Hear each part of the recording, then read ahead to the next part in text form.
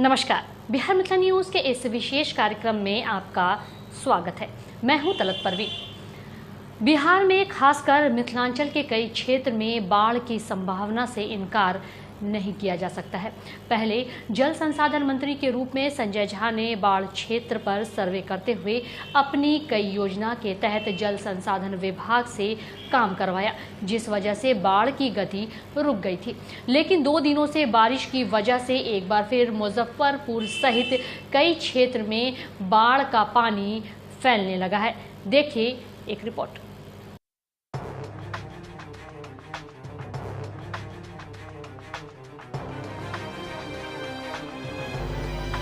बिहार के मुजफ्फरपुर में तिरहुत नहर का तटबंध टूट जाने से तबाही मच गई है।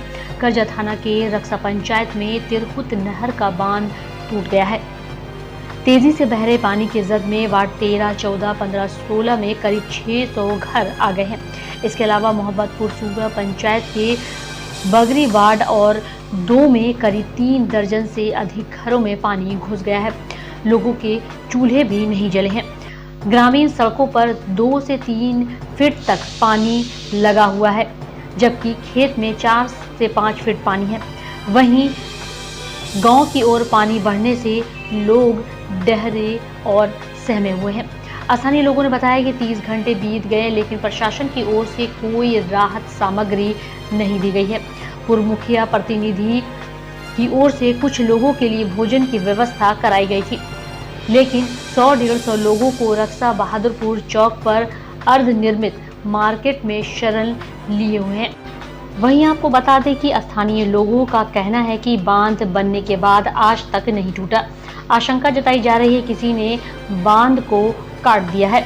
वहीं बंगरी के लोगों ने भोजन और मवेशियों के चारे कहां से मिलेंगे, इसकी भी चिंता जताई है।